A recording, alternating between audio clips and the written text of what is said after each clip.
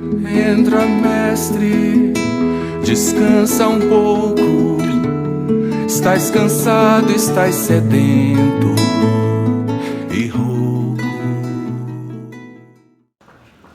Olá, amigos e irmãos, mais uma vez nos reunimos à mesa com Jesus nessas nossas meditações a respeito do chamado de Jesus de fazer-nos pescadores de homens. Paulo, escrevendo aos Efésios, ele diz assim: como prisioneiro no Senhor, rogo-lhes que vivam de maneira digna da vocação que vocês receberam. Todos nós, como cristãos, temos a responsabilidade do anúncio do Evangelho. Jesus designou essa tarefa aos seus discípulos.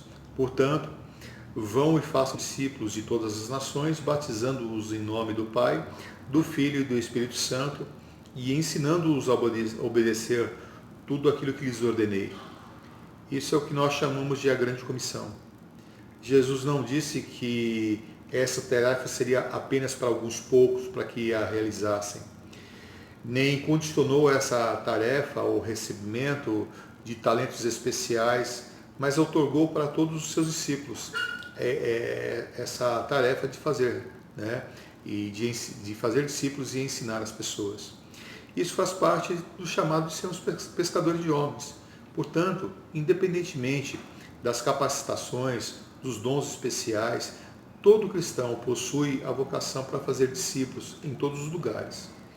Infelizmente, ao longo da história da igreja, algumas pessoas interpretaram e interpretam a grande comissão como sendo uma tarefa apenas dos apóstolos primitivos, ou pessoas escolhidas com funções específicas, como se isso fosse apenas para missionários e pastores. Não é verdade.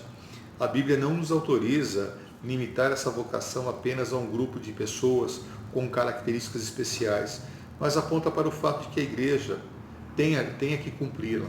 Portanto, todos os cristãos são chamados pelo Cristo e incumbidos a cumprirem a tarefa de pregar o Evangelho, a tarefa de fazer discípulos, a tarefa de ensinar a palavra do Cristo. Como cristãos, quando nós ouvimos o chamado de Jesus, vinde a mim, vós que estáis cansados e sobrecarregados, nós viemos.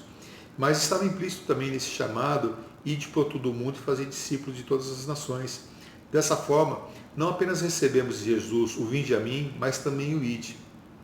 Portanto, quando Jesus chama pessoas para fazerem parte da sua igreja, ele também vocaciona essas pessoas para cumprirem a grande comissão, para irem até os confins da terra. Tanto o chamado como a vocação não são em nenhum momento uma forma opcional, né?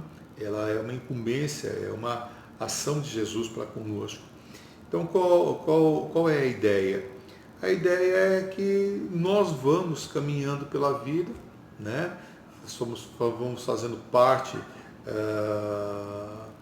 dessa caminhada e nós vamos então chegando, caminhando, aprendendo, nos unindo às pessoas, levando a mensagem, testemunhando do Cristo, e nós vamos caminhando e até os confins da terra. Então a ideia é essa: enquanto nós vamos vivendo, enquanto nós vamos indo para os lugares, conhecendo pessoas, nós então vamos anunciando o Evangelho, vamos discipulando, e é isso que Jesus está dizendo. Então, você que recebeu o convite de vinde a mim, você também recebeu a vocação do ide. Então, você é um chamado, alguém chamado por Deus para fazer discípulos, né? Para ensinar pessoas a palavra do Cristo. E isso é o chamado de ser um pescador de homens. Então, você está incluso nesse chamado.